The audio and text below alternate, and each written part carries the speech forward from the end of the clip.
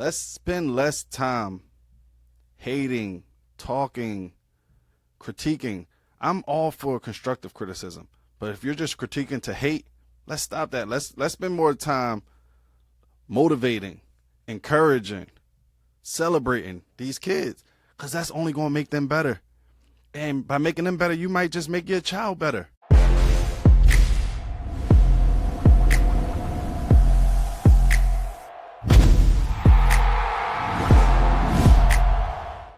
What's going on, everybody? It's JSmart from the Smart Play Podcast. And your boy Kaiwan, your local Wash athlete, checking in right now, man. I'm coming from the hometown Huddle. We're going to be giving y'all some great conversations weekly. Just make sure y'all lock in with us, and we'll be doing this as long as y'all stay tuned in. Tap in. So today, I feel like this is going to be one of the most controversial conversations. We are going to talk about reclassing and parents hating on the youth athletes. You know how real that is out here. And I mean, it should be more so informative if you ask me. Instead of controversial, I think that when y'all listening to people like us speak, understand we coming from a great place, literally here to help y'all, the youth, and give y'all some guidance. Like, we played these sports at the highest level, and we just trying to give back to y'all and give y'all some insight. So don't take everything personal, but some things you should take personal. So For sure. You know, hear us out. When I say controversial, I mean, I already know how some of the parents going to feel with some of the things we say, and you should, because like I said in the last episode, sometimes we all got to look in the mirror. Sometimes some things we saying you might be doing and you don't realize it until you hear somebody speak on it. Absolutely. And that's why I always take time to self-reflect. Like, I know I'm not perfect. I believe I'm the best coach, but I also know there's things I could get better at. So I always tap in and reflect on myself. I always go to different conferences. I personally, I'm a big advocate for therapy, mental health therapy. So being a life coach myself. So I'm always tapped into getting better myself and self-reflecting. And I think that's what everybody should take a chance to do, or take time out to do and prioritize, because we ain't never our best self. We always working, and we always gonna forever be a student. That's why I say you got to be a sponge in this world. You got to be a sponge. You got to be able to take in, learn. I always say to myself, I was just having a conversation with my wife and my son, that I never want to be the smartest person in the room. If I'm the smartest person in that room, I got to get out of that room and go into the next room where I can learn more. You never want to be the smartest person in the room. Immediately, I always, like, I'm big on being in control of my own environment. So I'm going to control the places and spaces that I put myself in, the places that I go. So when it comes, like you just said, not being the smartest person in the room, I'm forever a student. I'm going to always be around people that know more than me, or that I can benefit from. And I hope that you can learn from me as well. So that's why I'm here with you. You might look at me and be like, yo, some people look and be like, oh, he here, where I still look at you like when I was a kid and be like, yo, y'all was over. You know what I'm saying? I think like that. And then it goes the other way, where I look at you and I'm like, I'm learning from you. While you was when you were in college, I was in college, and I'm watching you like, yo, look at this. Like, look at this guy. I'm telling my roommates, look at him. Look, yo, I played football with him. I grew up with him. Like, so it was instances where I looked up to you too. Like, I'm always willing to learn from anybody, whether older or younger. It doesn't matter. We all don't know the same thing. So, yo, I just got a call this morning, right? They was talking about something at a HBCU specifically. And they said, hey, I want your opinion on this. My son is going to this HBCU. This the situation. And I said, look, I don't want you to compare your situation to mine, because it's kind of unrealistic. I said, you got to tap in with somebody that really, like, that's been there and done that and know that. I said, yo, you got to tap in with Jason. Now, that's something where I'm like, yo, I'm going to direct people, instead of trying to, because everybody wants to be, I feel like, responsible for why something happened for someone else. I just want it to happen for you. We're going to tap into that one day. That's me. I just want it to happen for you. I don't care how it happens. I just want it to happen for you. So I'm going to give people good advice, and I'm going to send them where the best advice is at. And I felt like you could contribute to that more than I could. So we're going to jump right into this. For the viewers who don't know, tell them what reclassing is. Okay, so this is going to go a couple of different angles. So when we first talked about it, I felt like we was thinking only about the youth kids in the 8th grade, right? Or doing the 8th grade 2 times, right? But reclassing is so much more than just that, because you got kids reclassing up and reclassing down, and, you know, you got the prep school, all that kind of stuff. Reclassification, though, when it usually happens when kids are in the 8th grade athletically is what they're doing it for. Some kids are doing it for the athletic reason, and it happens usually in the 8th grade. And I think that whole athletic reason is just the assumption because I got a story for that. But that's what reclassing is. When you go from one grade to a grade either up or a grade down, and it's not due to the school or institution making you repeat that grade or go below that grade or go, hey, you too smart, you should go up. I think when people are reclassing up, they have this, they have not, I think, but they have the credits to reclass up. You're seeing high school guys reclass up to go into a great situation at their university that they're planning to attend. I've been seeing that a lot lately. A lot of like 4-star, 5-stars rather graduating early than doing that final year of high school. They're like, I'm getting out of here this year. Well, yeah, because what's happening with this is, for one, you want to go while the money is on the table too, and you got that ability to do that. And I think that all kids should position themselves to graduate early. It used to be just to graduate by the December after your senior football season. Now people are graduating a full year early, but it's money involved now. So I like it for a couple reasons, and I don't like it for some other reasons. As a parent, you might not like it when you actually hear the other reasons, but I like it though because there's money on the table, and sometimes if a kid is guaranteed a crazy amount or something that could change the situation that's going on, and there's a great opportunity at this university, if somebody's wanting to bring you in a year early anyway, they must have a great plan for you. I would think it's something about you that they believe that you're ready for. So that's something to take into account and think about, because if this is on the table and hey, ain't much going on back at the at your house, your hometown, your high school, whatever, and you go sit down with the people that's important. So that way you can make an informed decision if that's best for you. And parents, y'all gotta know Right. y'all kids. I will say that. You have to know That's the most what's important best for part. your kid. That's the most important part Cause when you because get to a these lot of these schools, kids ain't ready. that's all I'm about to say. When you get to the schools, bro, you know what's there. Like what's your perspective on, like, as a freshman, as a true freshman, like a real freshman, where you graduate on time and get to school? And just imagine The those pressure. temptations for a guy that's a year behind, but coming to college early. Yeah, that is a lot. You got to be ready mentally for one, especially for a kid. Look at you. You went from New Jersey all the way to South Carolina. You're miles away from your family, your friends, your norm. That could be a lot mentally on let's say a 17-year-old, 16-year-old sometimes, if they're graduating early. And that can cause a lot of mental health issues for a kid that's not mentally prepared or mentally ready for that. So that's the part where it's like, I can't say I don't agree with leaving early, but I could see where it can take a toll on kids. But I feel like if you know your child and you know your child been putting in that work, they're mentally prepared for this, you've been preparing them for this moment, I say, why not? I think you more so though have to, if you know what kind of kid you have at home, and you feel like, okay, we've been getting recruited since our freshman year, sophomore year, right? You know you can kind of project, or you hope that you can project, right?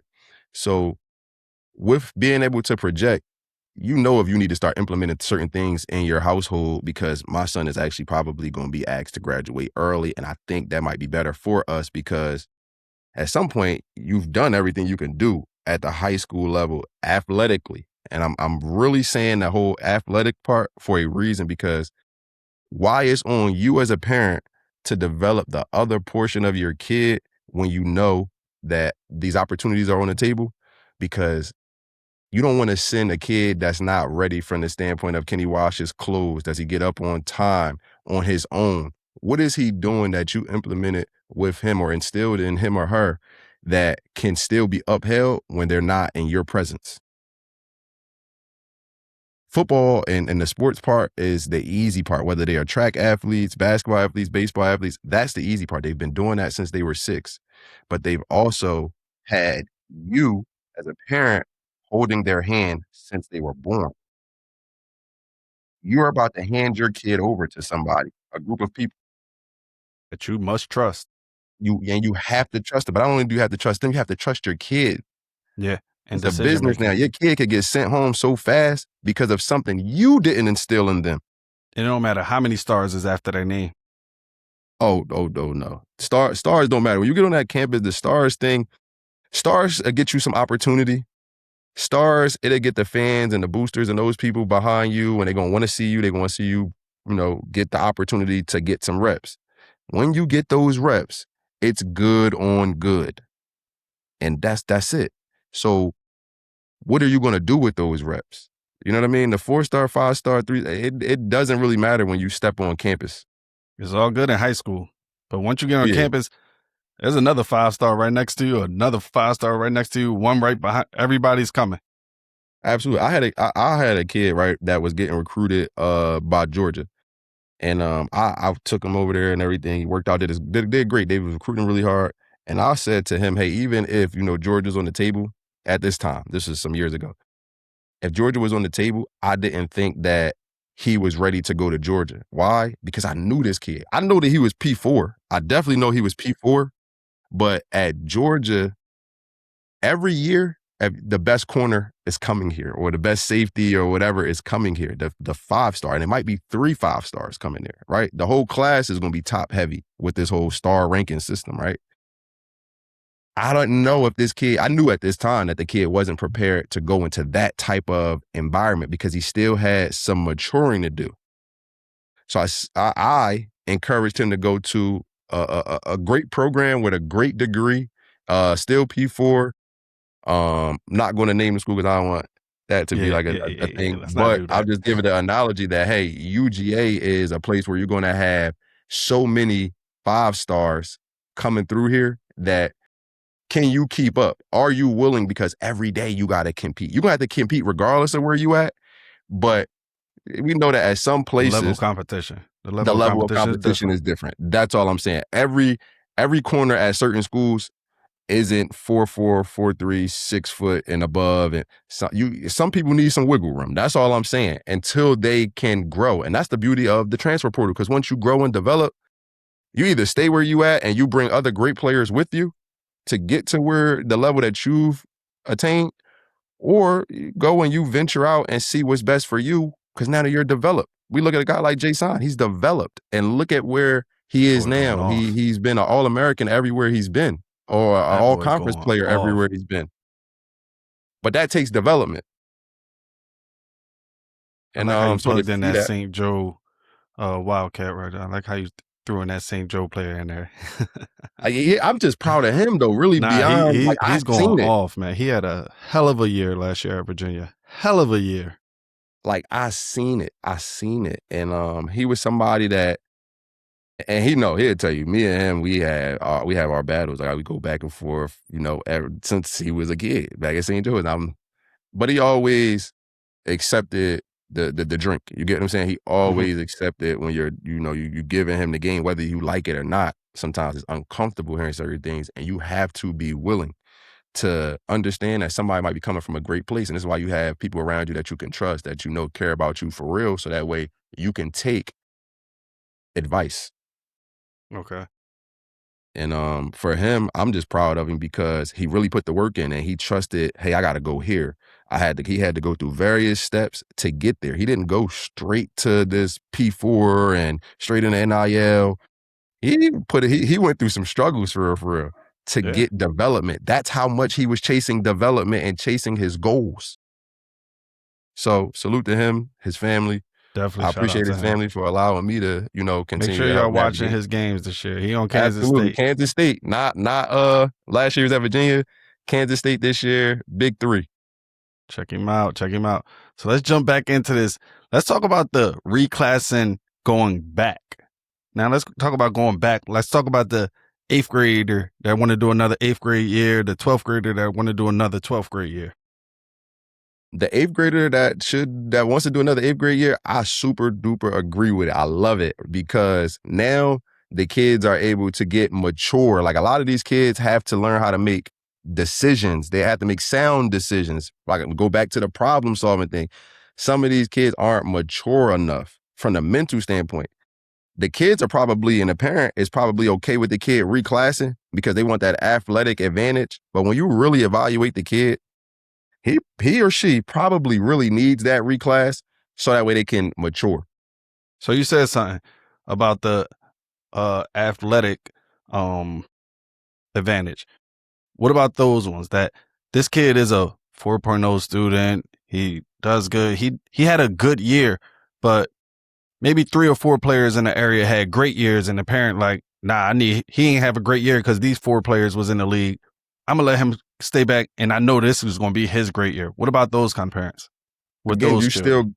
you still got to perform. I'm never going to be against somebody reclassing that young because honestly speaking, I'm not worried about the player you become as a youth. You get what I'm saying? Because I still got to make sure that you willing to work hard, grind for it, and I'm gonna trust the coaches that you go play for, that they're gonna make you that recruit. They're gonna help you become that recruit, not make you that recruit, but they're gonna help you become that recruit. Now, what if Other they're that same student, right? The same player that I'm talking about. What if this player, and I'm not talking about anybody in particular, but right, what if this player reclass? So I'll throw numbers. Let's say this player was a running back. They 8th grade year, little league, they had 18 touchdowns. Let's say this 18 touchdown season for them, right? Play in a tough league or whatever. They reclass. Do they have to, and I'm putting emphasis on have to, get more than 18 touchdowns? Or if they get under that, is it looked at as a failure year? no, I don't even think that people doing it because they feel like they failed. Like I see kids that are good that are reclassing. I think they're understanding the advantage to the maturity from the mental standpoint and the physical standpoint. Because now, imagine that 8th grader, instead of going to go work out in the high school weight room as a 9th grader now, he's going to be Mm-hmm. with 3 years left after the 9th grade year. Imagine he started doing all of those workouts as an 8th grader that's about to do, quote unquote, basically like you was in the 7th grade because you're going to do the 8th grade again. Now you're getting that. You also have schools like, shout out to Marcus Hammond and NLG, right?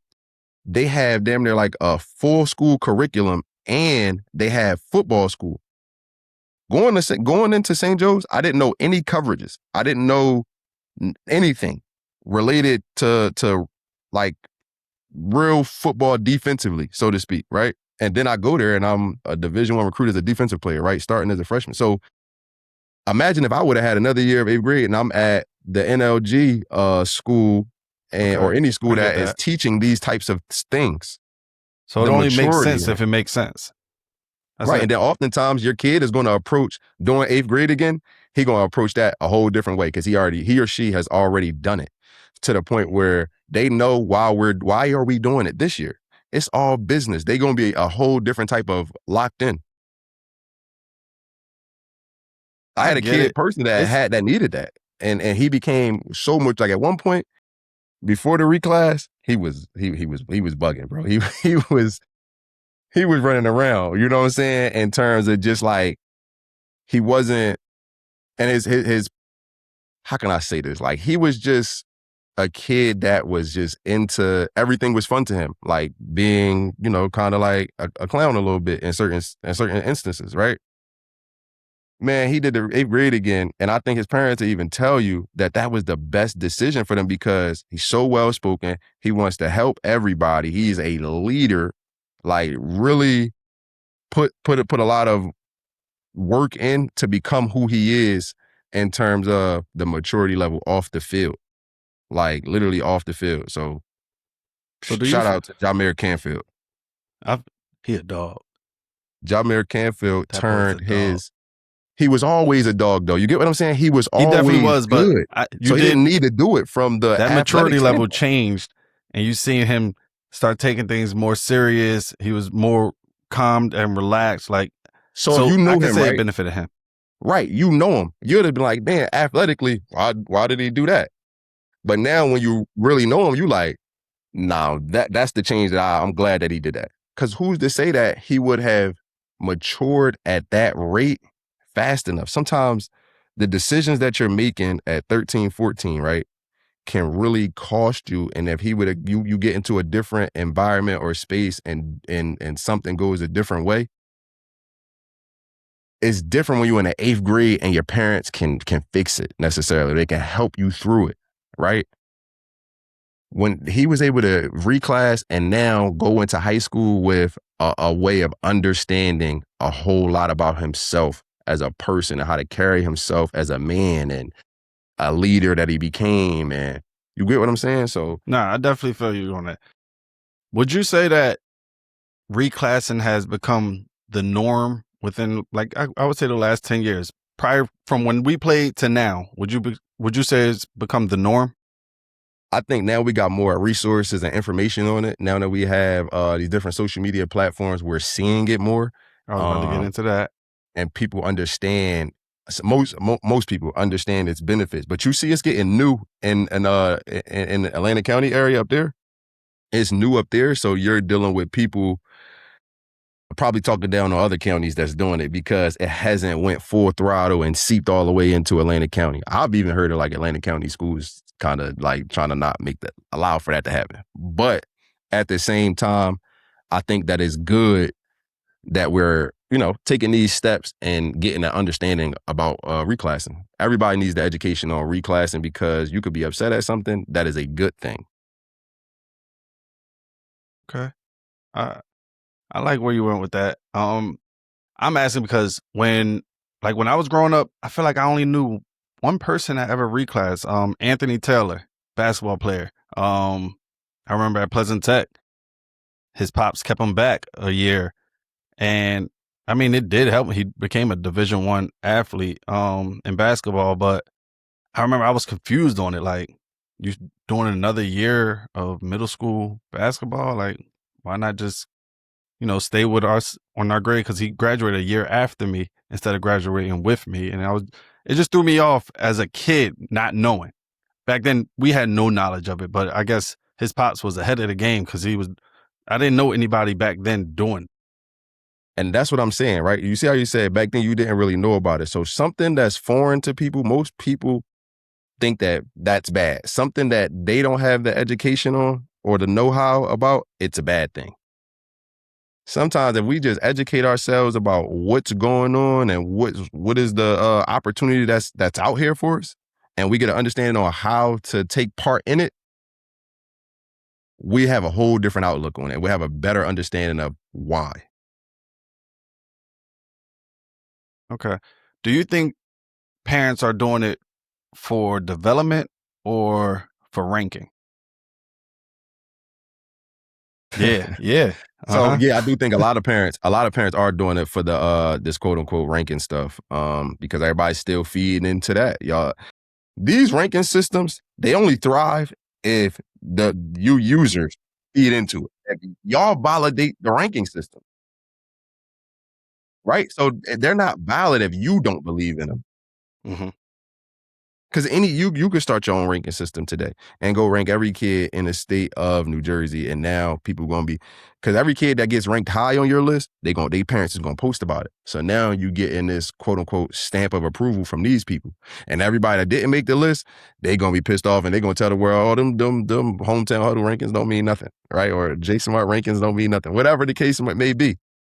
So I wouldn't get caught up in somebody's opinion because oftentimes the people that and I am really cool with a lot of those people that do the ranking systems, but I just want to say this to the players and parents: don't get caught up in somebody who played 50 years ago or 30 years ago or doesn't never played before ranking your kid. Rankings don't if your kid is 6'2" in the 7th grade and he's terrible, but he's ranked, he's still terrible. He still needs work. He still needs development. They're projecting that a kid at this size is probably going to end up somewhere big. And they just, oftentimes, these ranking systems just want to be first to report on a kid to say, I told the world about him or her, You him or said her. something about that earlier, taking Yeah, credit so, to somebody, their success. Like, yeah, and, I that- told and that- y'all. yeah, stuff like that. Like, that's why I try to always, like, that go to these kids going to certain high schools because I'm going here, I get offer. Like, nobody is responsible for your success and what you obtain besides you based upon what you put in to earn it. Like, you got people going to the worst high schools and getting Division I players, right? I've seen a lot of high schools have Division I players. Let me just say that. A lot of high schools have A had lot of Division them now. A one players. lot. So I ain't saying that you don't need to be at a high school that can help you get it done, but what you do need is a supportive family around you. You need a supportive family around you that can get you where you need to be, put you in position, and you got to be able to listen and grind hard and actually put it on tape. Your best, no coach, right, can go run track for you. No coach can go train for you. You got to put in the work. Right. If that was the case, every kid that ever came through this program would be Division I, because I've had access to, a lot of coaches out there. But I'm never going to be the guy that's just shoveling players to coaches that if you're not there yet, you're just not there yet. It's okay to go put in the work. Shout out to you for exposing these kids, though. You've given a lot of kids exposure that we wasn't able to get growing up. Like, just to be able to step foot on some of these campuses is just like, wow. Even if I'm not getting an offer or looked at, just to be there, that just makes you want to grind harder. That lights a flame under a lot of kids. Like, yo, I could get here if I just do this, and this. I could get here if I listen to Coach Kaiwan and do the things he told me to do. I could possibly be here. Like, to be able to see it is to be able to believe it. And just being there, being in the locker room, on the fields, they're like, yo, I can get here one day. So shout out to you for that. I got to give you your flowers for that, yo. You putting in a lot of work. Appreciate it. Thank you. And I just want to make it real for them. I want to make it tangible for them. I want them to actually see what it's like being in the stadium with 100,000 seats in it and understanding you can play here, you can do this. And I really started this because when I was back at school, when I first got to the University of South Carolina, I had a teammate in high school that when I was looking at my teammates at the University of South Carolina, and I had great teammates at the University of South Carolina, but I also had this teammate in high school, Gordon Hill, who ended up making it to the league, right? He still went to the league. I said, man, he should be playing here. But it's so many people that's just don't have the know-how or the exposure or just like I said, the know-how, just getting in front of these people. So I just wanted to get our kids in front of the people and we can get in front of them and we can perform in front of them. We can shake some hands. We can show our character and personality. Just maybe we can take a connection and turn it into opportunity. Now we got kids from Stanley Holmes Village playing on the biggest stage. We got kids from shout out to Ice Cup everywhere. Like, we got kids everywhere from South Carolina playing on big stages from like, small cities that might not be getting major recognition as they would like to be. But now you see the kids are going because we actually going on the road with them.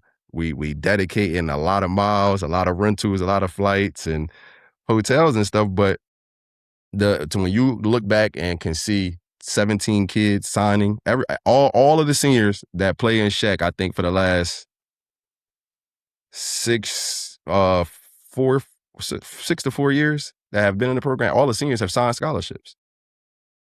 I had 2 that elected. One went to the military, and I just saw his honorable discharge. Shout out to George Ramp, who I worked with years ago at Cedar Creek. And then I got a little story about George too. I got a little story about George, yo. He was at Holy Spirit first. He was at Spirit first. And at this year, when he was at Spirit, I was there helping out the receivers and everything. I just came back from hey, you let that slip away? Yo, we'll talk about that. I was over there helping out the receivers or whatever, and kept vouching for this kid. I kept vouching for him. It was him and I can't get this kid's name, but he transferred to St. Augustine and then went to Rutgers. Tall kid. He wore maybe number 21, I believe, at St. Aug. He played wide receiver. Real tall, pretty tall kid. I can't get his name, but I was vouching for these kids. I'm like, yo, I see something in them. They're sponges. They're taking everything in. They're doing all the right things. They're not cutting routes, anything. I guess me, being a state championship winning receiver at the high school didn't mean much because nobody listened to me. Nobody took my word. Nobody. When I tell you these kids transferred and went off at their respective high schools that they went to, and it just made me smile because I'm like, yo, I seen it. I seen it in him. I knew these You kids was had there. it. Yo, you could just see it. I'm like, yo, these kids is just the way they moving, they're listening, they're doing everything right, they're asking questions. That's very important to me, asking questions. Because you already telling me you want to learn. I'm like, yo, I see it. I see it. I see George all the time now. He class me up, hug me up. Like that's my boy right there. That's a great kid. But I'm proud of him. I really wish they would have just took my word on them two kids, man. Dang. Hey, That's crazy. listen, George. that's how the cards shake out, though. That's what make everybody's story unique. Because if everybody could be coming out of just one school and all these different things, and the stories are repetitive, they the same, man. These kids all got different journeys. So, like I said, man, everybody has signed scholarships that were fortunate enough to come out of the program, and we just try to find the schools that fit these kids, and then give them my best advice when it comes to selecting the school, and make sure that, they finish. I always tell the kids, don't come home without 2 degrees. And that's really what made me go back and get mine, because how can I tell them to go do that and then I didn't go, complete the mission? So that's why I went back and got my MBA. Working on mine right now. Gotta get that. Get it done, because now as you giving this solid advice, you can also let me welcome them into your home, welcome them into your space, and say, look, I got this. Like this, you can have this, you can obtain this. I always want to show the kids that it's real, that you can get it.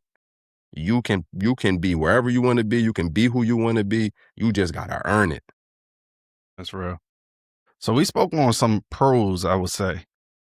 What about the cons of reclassing? Because for me, I look at it like this. I'm gonna use one of my colleagues as an example. We have this conversation all the time in school.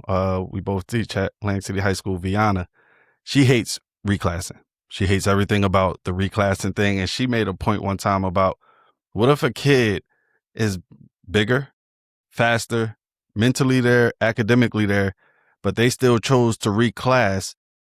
Does that make them develop if they're going against lower competition? Basically now they're bigger, faster, stronger than these kids. They was bigger, faster, and stronger than the kids in their 8th grade year.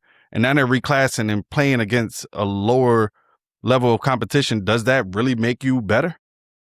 All right, so what I'm gonna say to this is, we only looking at that from the athletic perspective. We gotta stop using this. That's to me, and this is my opinion. I respect Ms. Bailey's opinion, but why I'm saying this is, that's the perspective to me of telling somebody to just ball. You get what I'm saying? This kid might not be making sound decisions. He might not be doing the greatest with reading or whatever the deficiencies may be. And maybe they've already tried tutoring. Maybe they've, you know what I'm saying? Like the things you might notice in the home, and then you get the parent teacher conference and the teachers might be telling your kid is so great, but then you're like, man, we keep struggling with certain things, or is he might not be listening the first time you tell him to do something, or what, like different stuff that you're finding out about your kid might mean that they need further development in other ways. This is why I'm always pushing SEL, social and emotional learning, because we need to figure out beyond athletics, what do these children need? I'll give you another one. There was a player that was mandatory. That was a great player, right? A solid player. I'm gonna say great, but it was a solid football player, right? In the recent years, like real recent, playing a pivotal position on a team like quarterback that has the wristband on it, right? They told him on the quarterback wristband, they showed and told him, hey, run play number 2. He couldn't read.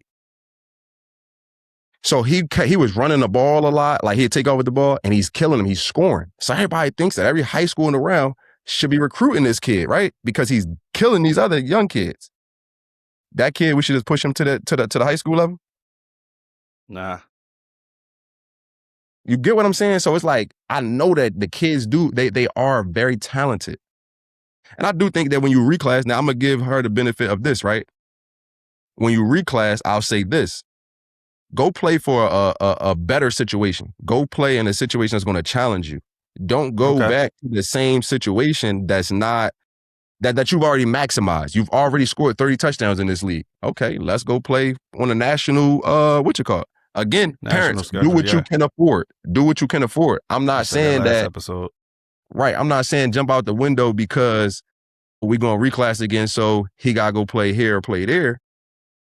And you can't afford that, or you can't get there and gas or whatever. Do what you can afford, but don't feel bad about doing what's best for your kid because of how it might make someone else feel.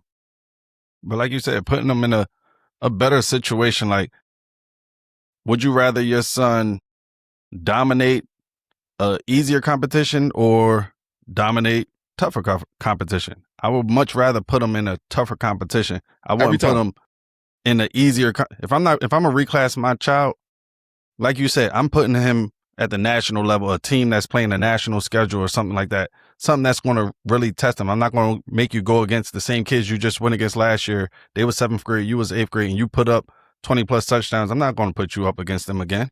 No, now you got to play more competition. But like you say, do what's best for your child. I definitely agree to that when I talk about the reclassing thing. But I can say I'm a 50-50 person on it. I'm going to say this to go back, because I do feel like some of the problem is this. We've adapted this mentality of right now it's his person's turn, and next year is my son's turn, and then next year it'll be another person's turn, and then the following year it'll be my son's turn again, right? That's really the conversations. So now those people that wait on, and this has nothing to do with Ms. Bailey. I don't know anything about her child. This is publicly for everybody. This right here, I want everybody to understand this. When it comes to this whole my turn, his turn, your turn, whatever, right? Get that out of your mindset. I don't care who returns to this team or goes to the 8th grade again or whatever the case may be. Compete with them. Get better. Dominate your reps. When you get opportunity, dominate your reps and be undeniable so they have to play your kid or have to play you.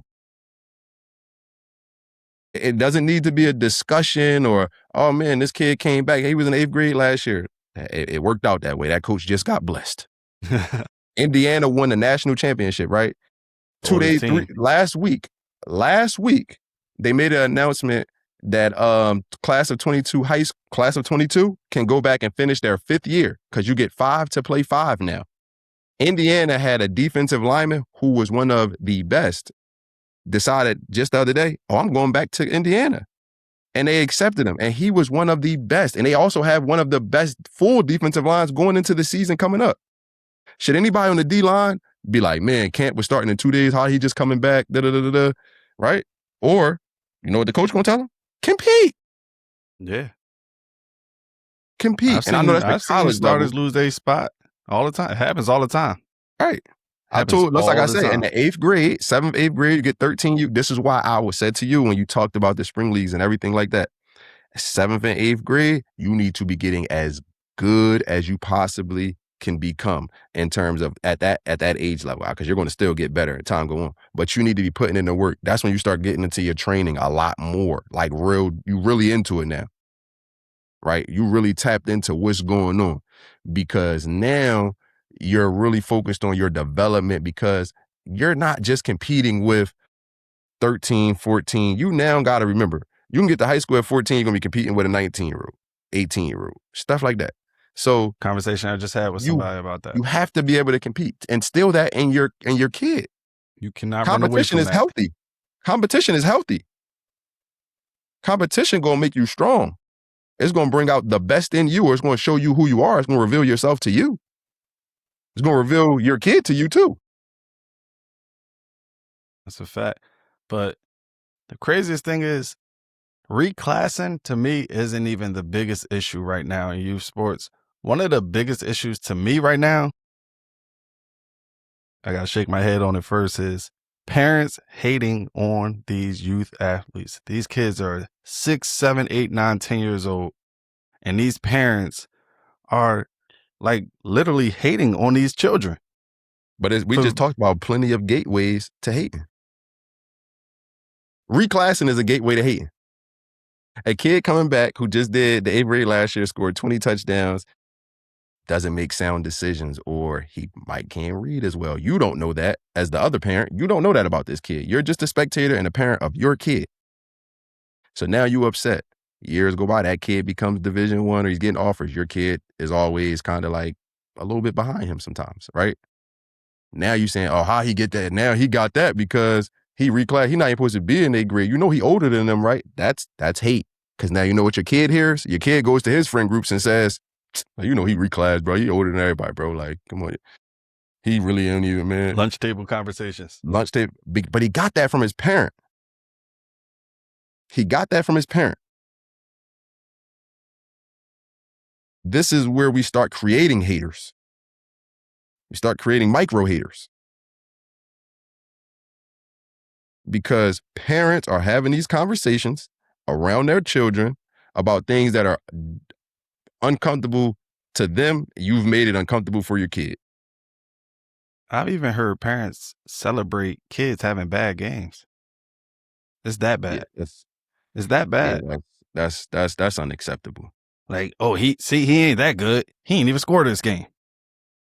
Like, huh? Maybe he made all the blocks that was needed for the other person to score.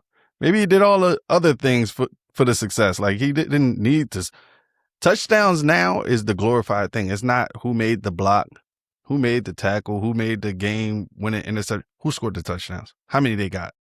It's about what we make cool, though. Yeah, it's really about what we make cool. Like, because I watch T now, I'm watching who made the block. I literally was just like, oh damn, he got out there on that block. I was watching like I watched the number 2 running back in the country just committed to Tennessee, and they were showing his tape because he got a crazy amount of money or whatever, right? And they were saying if he was worth it, and they were showing the film. So as I'm watching the film, he has a receiver, I think, where is number 1. Bro, he was blocking his behind off, bro. Like, and what I noticed, the film was not about the receiver though.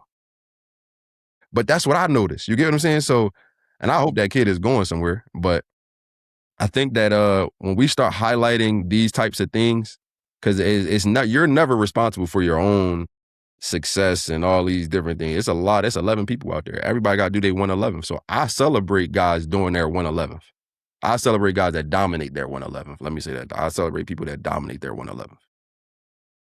Do you think that a lot of the parental hate comes from parents living through their kids athletically? Well, yeah, you get a lot of that. You get a lot of that where people want to, because everything seems so easy to do, I think now. Like when you got we live in a social media where you kind of can see everything. So you finally realize or you feel like, my son Division I. I don't know what made you feel like that. Or my daughter's Division I. 8U. They be saying I that don't know. on Little League.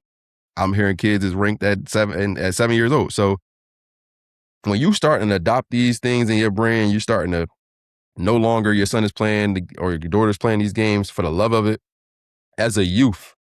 And this is why I keep trying to tell coaches, y'all have to, y'all are glued to this, man. Like, y'all keep these kids as kids. When y'all start beefing on the internet, saying all this, you know, and over youth football or youth recreational sports, we start to lose the amateurism to it. We start to lose the youthfulness of the sport, the fun, the recreation of the sport. And it becomes a job to an 8-year-old, a 10-year-old. Then you wonder why they don't like it later in life. Or you be trying to figure out why these kids walk around in school and y'all don't play, or their mental health is messed up because they feel like they letting you down because they didn't go division. I am tired of seeing this, right? Let me say this, right? I'm tired of seeing this. Kids, I know y'all, in y'all life, y'all all felt like, man, I want to take care of my family, right? And parents, I want them to be able to do that when it gets to that.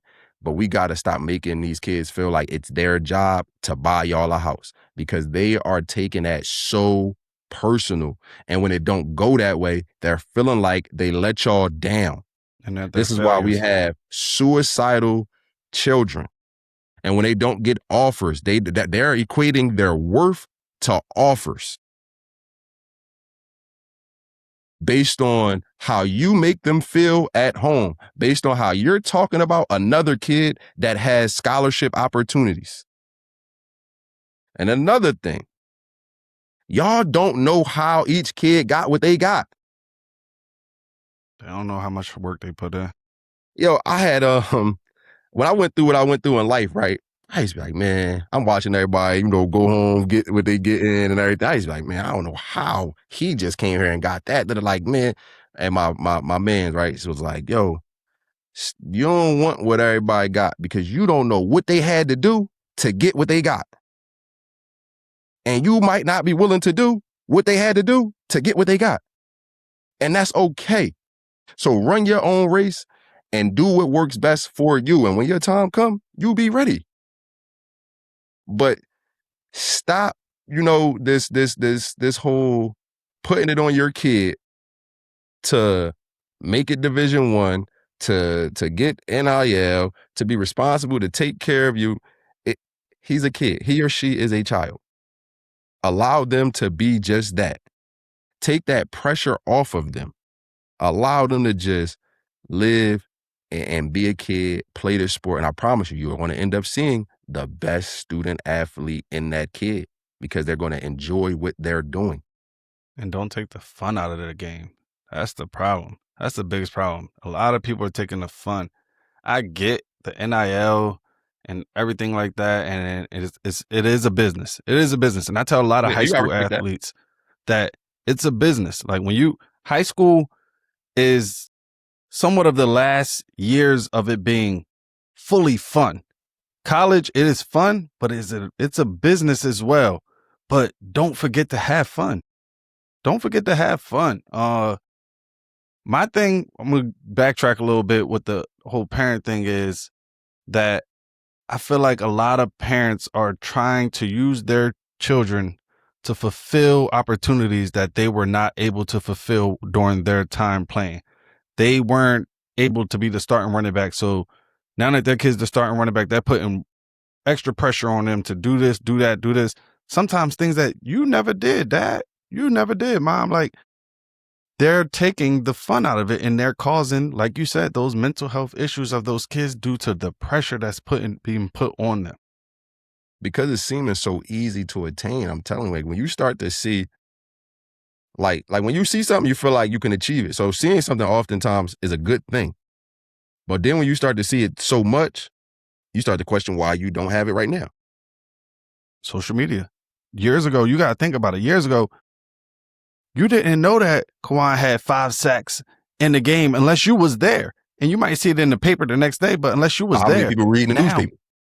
Yeah. Right. But now social media, you see everything. You see every touchdown, every sack, every interception, every forced fumble. And now you feel like you got to do that. You need that kind of reel on your Instagram page. You need these likes. You need these comments. You need these shares. That's the problem. Everybody's chasing a lot of things that's not real, right? They chasing a lot of things that's not real. And I'm going to give you we talked about rankings, right? Real ranking to me is being in a South Jersey rankings, or your rankings in your locale, right? AC Press, different making all South Jersey, making all state. But that's not what the kids and the parents acknowledge. They acknowledge these popular websites who don't even come to see your kid play a full game, who are going based off of a highlight tape. And oftentimes they could call somebody like me and they could say, yo, what you think about this kid? Oh, I think you should rate him a 4-star. And he might be a 4-star now because they called somebody else to say it, right? That's not a solid ranking.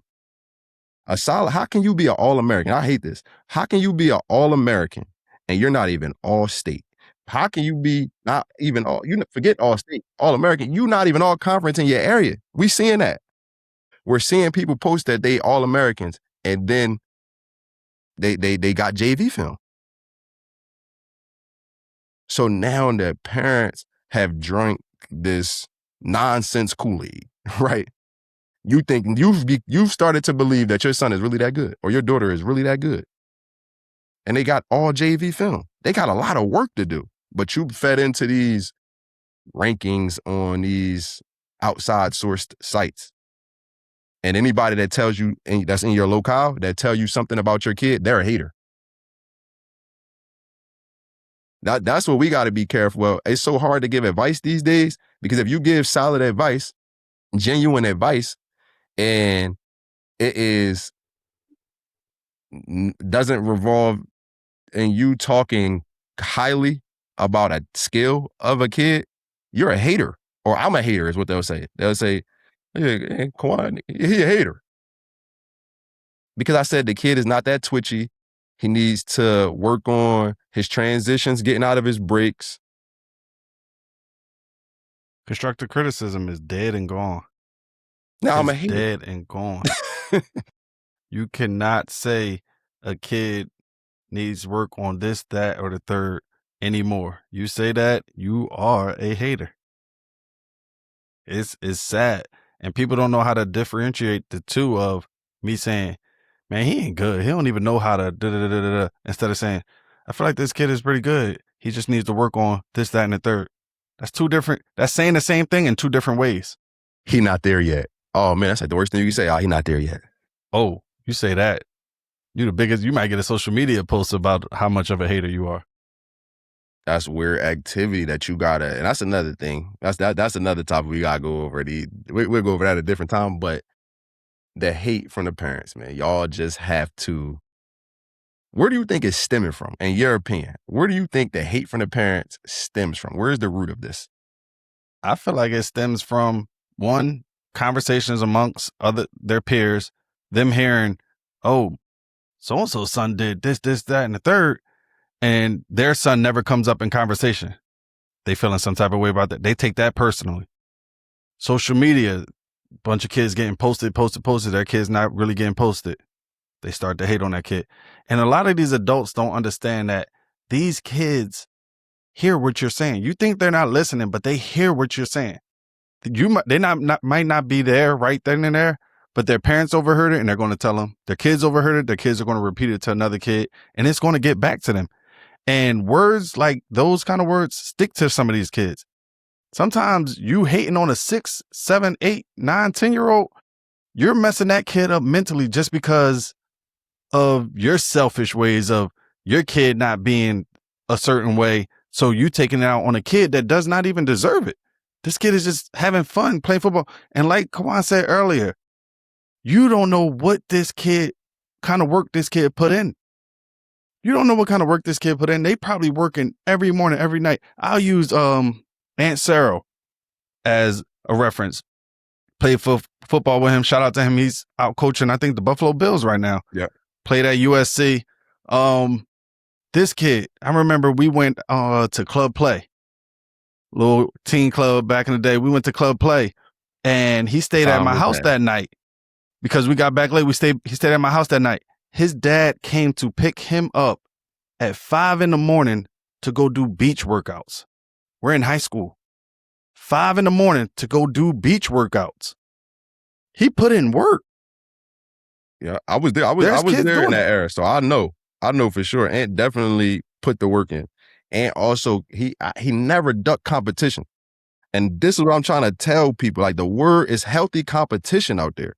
And he went to the rival high school. Both of y'all did, but he went to like the rival high school. We played the same position.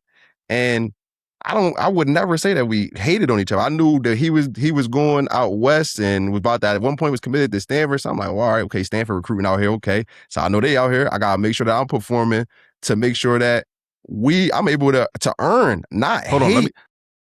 on, let me pause you. Do you see what you just said just now? He's getting recruited by Stanford. Oh, all right, I know Stanford's out here. Let me put in the work. Not, man, they looking at him. They ain't looking at me. You see the mindset you just had? And I'm going to tell you why it was like that. And it got to the point, right? He was committed to Stanford, and shout out to him at that time, committed to Stanford, because Stanford recruiting him turned into Greg Roman coming to St. Joe's to come see me. And it turned into them recruiting me so thoroughly through that process that they came to my school. The only reason that I actually didn't go on that official was because they wanted to change all my classes. You had to take like some crazy classes to get into Stanford. And I wasn't willing to do that. But I appreciate Coach Harbaugh and then Coach Shaw at the time. But, just somebody else getting recruited and me not hating and me using it as motivation and me getting that understanding like, oh, they in the neighborhood. That's what I be trying to tell people. When something happening around with somebody else that's near you, oh, that just means that the blessing is in the neighborhood. Take advantage. I just got to work. If I work and they in the neighborhood, are they going to see me? Everybody know that this game right here is a rivalry game. They gonna come see this game. They gonna want to see this type of competition. I don't gotta hate on him. I just gotta compete. Healthy competition, though. I keep saying healthy competition because healthy competition makes everybody better. It brings everybody's game up. It doesn't divide a team because unhealthy competition brings envy. It divides the people. It divides kids. You got kids beefing over something that a parent kind of put together by placing that envy in the mind and heart of the kid. Start asking people how. Yo, I see you going on. Can we get some work in? Shaq players, I've never seen many of the Shaq players that all these guys, y'all feel like they get recruited and all this stuff. I've never seen them turn down working with people. If y'all want to get some work in, start hitting these kids up. Not just Shaq kids, but all of these kids. Everybody wants to get some work in. Y'all be so worried about, man, I don't want to seem like I'm glazing, or y'all be inadvertently hating. Y'all know y'all said some hating stuff before, so now it's hard to go ask the kid to get some work in now. Lead with love. How about that? Lead with love and support. Get to know that kid, get some working with that kid, and then you'll be in the car with your parent like, nah, mom, I know why he got that. Like, nah, he that for real. You wouldn't even be letting your mom or your dad talk about that kid because you're seeing him put the work in. You're respecting the work. You're respecting him earn it. And in turn, he's made you want to earn it. He's helping you earn it. That's real. That's real. I hope you parents are out there really listening to this and taking in these gems, because parents, you are making or breaking a lot of these youth athletes through your own personal feelings towards a kid. Let that sink in. A kid. And that's, come on now, like, these kids are the future. And if you see that we got adult haters right now, right? They were once youthful haters. This is a cycle that got to get broken too. Somebody got to break that cycle. Somebody got to teach kids how to support each other. Because I'm telling you, you put together this network and you cool with the kid that went to Bryant, and you cool with the kid that went to Syracuse, and you cool with the kid that went to Rutgers, you cool with the kid that went to North Carolina. Man, he's majoring in this, he's majoring in that. He connected with him, he connected with him. Imagine what gets built when these kids all return to South Jersey, or when these kids decide, hey, I'm going to fly to Houston this weekend. He can hit his mans up that goes to the University of Houston, and they can put some business together. You can't do these things if you was a hater, because I ain't never forget nobody that was hating back then. Definitely always heard the noise. Always heard the noise. It's always, like I said, whether the kid is there in the moment or not, it's getting back to them. Yeah. Through the other kid, through their parent, sometimes the coaches. It's going to get back. Word is going to get around, and let's spend less time hating, talking, critiquing. I'm all for constructive criticism, but if you're just critiquing to hate, let's stop that. Let's spend more time motivating, encouraging, celebrating these kids, because that's only going to make them better. And by making them better, you might just make your child better.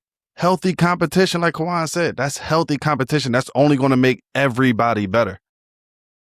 And that's my take on it.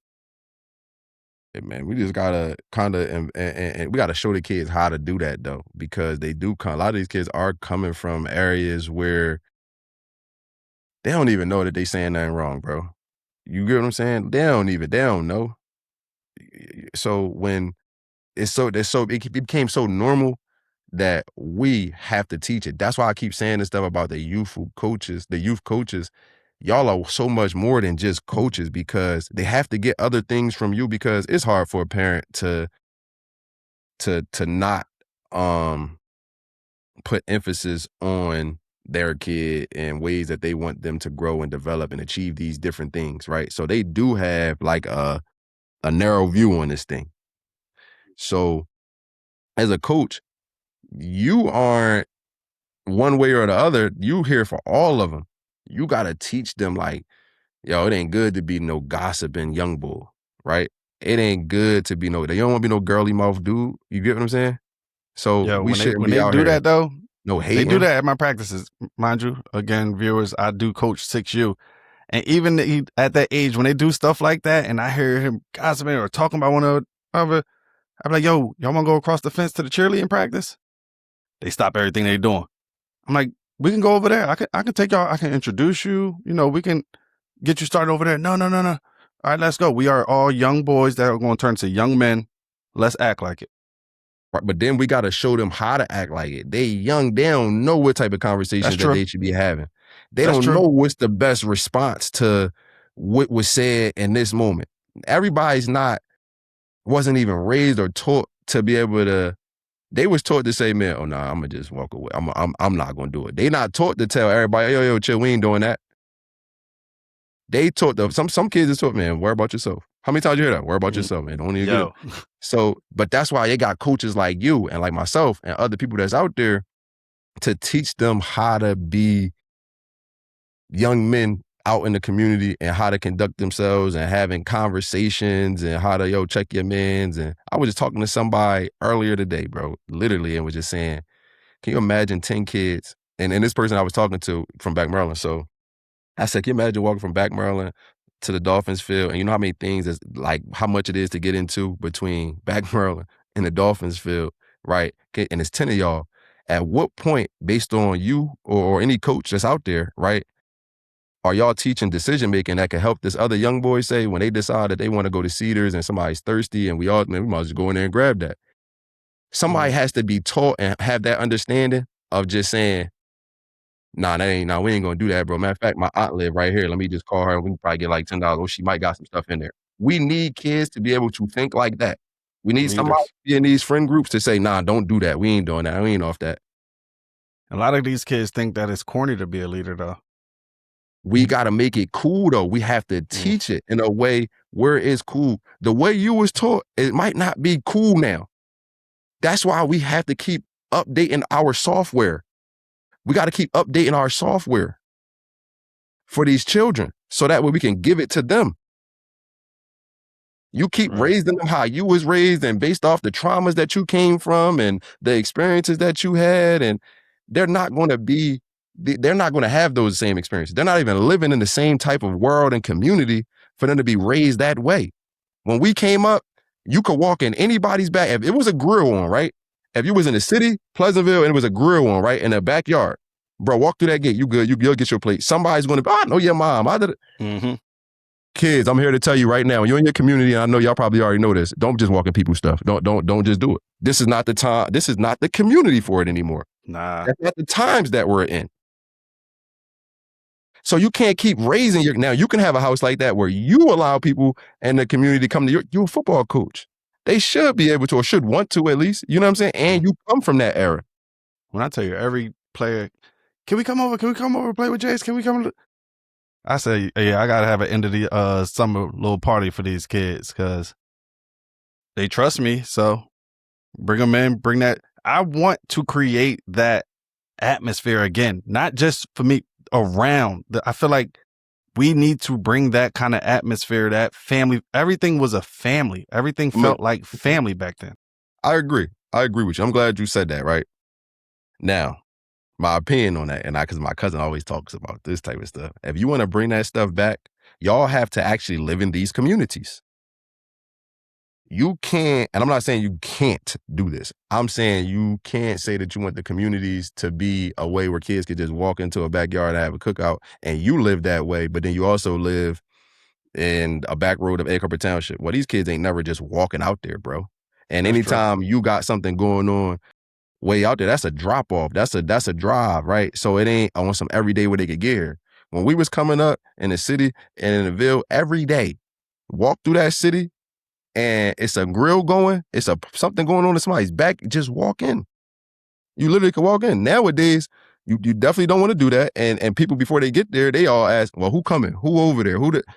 It's a whole new era.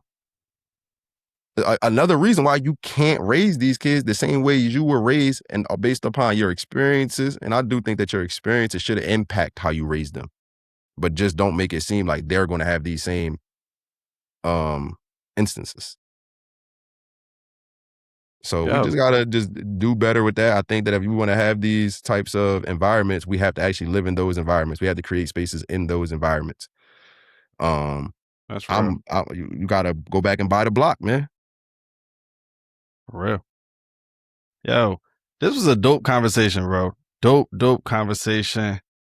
I definitely appreciate all of you all who took the time to listen to us, to hear us talk. I hope that you can take in some of these gems that we dropped. As always, look in the mirror. Sometimes you don't think that you're doing these things, but when you take time to take a step back, look in the mirror, you realize some of the times you are that person. And it's never too late to change. Never too late to change. Definitely will make a difference within the youth, especially for your child, because healthy competition is the best kind of competition. Yes, sir, man. So just stay locked in. Remember, you can't live through your kids. You do not to let these kids feel like they're letting you down. Support them, teach them how to support others. And if we ain't got nothing nice to say about somebody and they're definitely not in their presence, and if we wouldn't say it while they're around or to them, don't say it. And teach your kid the same. Well, we got to start leading with love, leading with community, leading with care. More That's what we got to celebration, start less doing. hating. Right? Like it's enough out here for everybody. I never seen it's so many schools out there. So we talking about sports. It's so many schools out there. It's enough scholarships available. It's over 1,200 Division I schools, like or college. It's a lot of opportunity. That's all I'm saying. And not even to put a number on it. It's just a lot of schools. You get what I mean? Go out there and compete. Your kid will be at the school that is best suited for him and a scheme that he or she fits in, and whether that's football, basketball, tennis, soccer, all of these different things. You can't live through them, allow them to run their own race, have their own journey, and you just keep them rightly guided. Sometimes they get a little bit off track. That's all. Nudge them over a little bit. Like, we That's real. good. You That's know, real. Like, let's bring the community back. Let's bring real community back. real. Keyword real community. Yes, we losing Togetherness. authenticity. Stop bouncing around because you chasing a result, and go put the work in where you're at and achieve the result. Parents, do what's best for the kid. Do what you can do. So I ain't saying just be stuck somewhere, but also do what you can do. If you know something is best for your kid has achieved a certain type of level, it's time for him to level up, or what you deem to be a level up, do it. Make sure that your kid is on the same page with you, though. More gems right there. Like I said, we appreciate y'all tuning in. Make sure y'all drop some comments on each topic that we talked about. We would love to hear from you guys. And we will catch you guys again next week on the Hometown Huddle. Again, JSmart. Juan, your local washed athlete. Oh, yeah, be on the lookout for that merch. Be on the lookout. Yes. The merch is coming out this drop. September. Pre-orders, we're going to be taking those probably in a week or so. But it's fire, though. Catch y'all on the next one. Catch you on the next one.